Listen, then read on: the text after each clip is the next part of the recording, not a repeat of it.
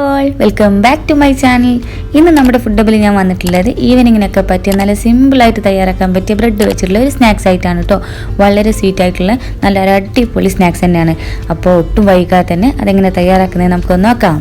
അപ്പോൾ ആദ്യം നമുക്ക് ഇതിലോട്ടുള്ള ഫില്ലിംഗ് ഒന്ന് തയ്യാറാക്കി എടുക്കാം. അപ്പോൾ ഞാൻ 1 കപ്പ് തേങ്ങ ജസ്റ്റ് ഒന്ന് മിക്സിയിലിട്ടൊന്ന് പൊടിച്ചെടുത്തിട്ടുണ്ടായിരുന്നു. ഒന്നുകൂടെ ഒന്ന് ഫൈനായി കിട്ടാൻ വേണ്ടിയിട്ടാണ് അതൊരു ബൗളിലേക്ക് ഇട്ട് കൊടുത്തിട്ടുണ്ട്. അതിലോട്ട് ഒരല്പം ട്യൂട്ടി ഫ്രൂട്ടി ചേർത്ത് കൊടുക്കുന്നുണ്ട്. നട്ട്സ് വേണമെന്നുള്ളവർക്ക് ഇഷ്ടമുള്ളവർക്ക് നട്ട്സ് ചേർത്ത് കൊടുക്കാം കേട്ടോ. അതേപോലെ 1 ടീസ്പൂൺ പഞ്ചസാര ചേർത്ത് കൊടുക്കുന്നുണ്ട്. ഇതും പറഞ്ഞ പോലെ മധുരത്തിനനുസരിച്ചിട്ട് ബാക്കി ചേർത്ത് കൊടുക്കുക. പിന്നെ വേണ്ടത് 1/4 ടീസ്പൂൺ ഏലക്കായ പൊടിച്ചത്, അതും കൂടെ അങ്ങ് ഇട്ട് കൊടുക്കുക. എന്നിട്ട് എല്ലാം കൂടെ ചേർത്തിട്ട് ഒന്ന് മിക്സ് ചെയ്തെടുക്കാം നമുക്ക്. അപ്പോൾ നമ്മുടെ ഫില്ലിങ് റെഡിയായി കിട്ടിയിട്ടുണ്ട്. അപ്പോൾ ഇനി ആവശ്യമായിട്ടുള്ളത് ബ്രെഡാണ്. കറക്റ്റ് പറയുകയാണെങ്കിൽ ഞാനൊരു 5 പീസ് ബ്രെഡ് എടുത്തിട്ടുണ്ട് കേട്ടോ. ഇതൊരു വലിയ സൈസ് ബ്രെഡാണ്. അപ്പോൾ ചെറിയ പീസാണെന്നുണ്ടെങ്കിൽ അതിനനുസരിച്ച് കൂട്ടിയെടുക്കുക. അപ്പോൾ ഇനി ഈ കാണിക്കുന്ന രീതിയിൽ നമ്മുടെ മിക്സിയുടെ ജാറിൽ ഇട്ടിട്ട് നന്നായിട്ട് പൊടിച്ചെടുക്കുക കേട്ടോ. എന്നിട്ട് ഒരല്പം പാൽ ഉപയോഗിച്ചിട്ട് നമുക്ക് നന്നായിട്ടൊന്ന് കുഴച്ചെടുക്കണം. ഞാൻ ഈ പാലിൽ പഞ്ചസാര ചേർത്തിട്ടുണ്ട് കേട്ടോ. ആവശ്യത്തിനുള്ള ഒരല്പം മധുരത്തിന് വേണ്ടി പഞ്ചസാര ചേർത്തിട്ടുണ്ട്. എന്നിട്ട് അല്പാൽപമായിട്ട് ചേർത്തിട്ട് കുഴച്ചെടുക്കുക. ഒന്നിച്ച് പാൽ ചേർത്തെടുക്കാൻ നിൽക്കരുത്. അത് ഭയങ്കരമായിട്ട് ചിലപ്പോൾ പാലിൻ്റെ കണ്ടൻറ്റ് കൂടിപ്പോകാൻ സാധ്യതയുണ്ട്. അപ്പോൾ ഈ കാണിക്കുന്ന രീതിയിൽ കുഴച്ചെടുക്കുക. അപ്പോൾ ഞാൻ കുഴച്ചെടുത്ത മാവ് അധികം സോഫ്റ്റും അല്ല അധികം ഹാർഡും അല്ല, ആ രീതിയിലാണ് കുഴച്ചെടുത്തിട്ടുള്ളത്. അപ്പോൾ ഈ രീതിയിൽ കുഴച്ചെടുക്കുക. അപ്പോൾ ഇനി കുഴച്ചെടുത്ത മാവിൽ നിന്ന് നമുക്ക് ചെറിയ ചെറിയ ബോൾ സൈസിലുള്ള മാവുകളാക്കി സെപ്പറേറ്റ് ആക്കി മാറ്റി വെക്കാം. അപ്പോൾ ഏകദേശം അതായി ഒരു സൈസിലാക്കി മാറ്റി വെക്കുക. ഒരു 5-6 പീസ് ഞാൻ മാറ്റി വെച്ചിട്ടുണ്ട്. ഈ ഒരു രീതിയിൽ ബോൾ സൈസാക്കി മാറ്റിയിട്ടുണ്ട്. ഇനി കയ്യിലൊരല്പം ഓയിൽ തടവിയതിന് ശേഷം നമുക്ക് ഒരു ബോൾ സൈസിലുള്ള ഒരു ബ്രെഡ് മാവ് എടുത്തതിന് ശേഷം ഒന്ന് കയ്യിലിട്ടത് ഈ രീതിയിൽ പരത്തിയെടുക്കുക. അത്യാവശ്യം നന്നായിട്ട് തന്നെ ഒന്ന് പരത്തിയെടുക്കുക.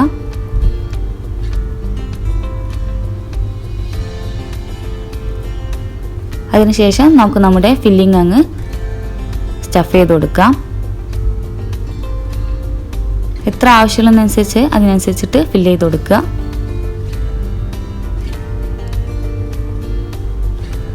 എന്നിട്ട് ഇതായി കാണിക്കുന്ന രീതിയിൽ തന്നെ അങ്ങ് ഫോൾഡ് ചെയ്ത് കൊടുക്കുക. അധികം ബുദ്ധിമുട്ടൊന്നും ഉണ്ടാവില്ല കേട്ടോ. അധികം ബുദ്ധിമുട്ടൊന്നും കാണുന്ന രീതിയിലില്ല. പെട്ടെന്ന് അങ്ങ് ഒട്ടി കിട്ടുകയും ചെയ്യും. അപ്പോൾ നന്നായിട്ട് ഒട്ടിച്ചു കൊടുക്കുക. കൈ കൊണ്ട് തന്നെ അങ്ങ് ചെയ്ത് കൊടുത്താൽ അങ്ങ് പ്രസ് ചെയ്ത് കൊടുത്താൽ തന്നെ ശരിയായി കിട്ടും. അപ്പോൾ അതാ നമ്മുടെ ഒരു ബോൾ റെഡിയായി കിട്ടിയിട്ടുണ്ട്. ബ്രെഡ് ബോൾ റെഡിയായി കിട്ടിയിട്ടുണ്ട്. ഈ രീതിയിൽ നമുക്ക് ബാക്കിയുള്ളതൊക്കെ ചെയ്തെടുക്കാം.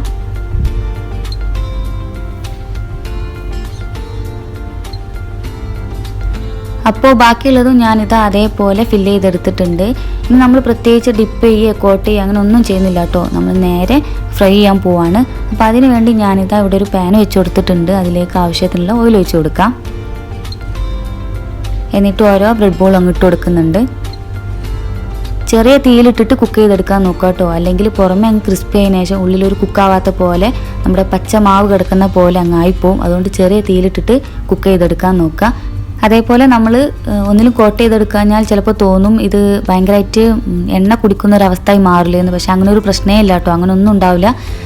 അപ്പം ഇങ്ങനെ തന്നെ കുക്ക് ചെയ്തെടുത്തെന്ന് വെച്ചിട്ടൊരു കുഴപ്പമില്ല. ഫ്രൈ ചെയ്തെടുത്തെന്ന് വെച്ചിട്ടൊരു കുഴപ്പമില്ല.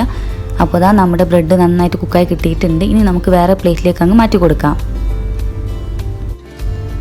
അപ്പോൾ നമ്മുടെ അടിപൊളിയായിട്ടുള്ള നല്ല തേങ്ങ ഒക്കെ ഫില്ല് ചെയ്തിട്ടുള്ള സ്വീറ്റ് ആയിട്ടുള്ള ഒരു ഈവനിങ് സ്നാക്സ് ഇതാ റെഡിയായി കിട്ടിയിട്ടുണ്ട്.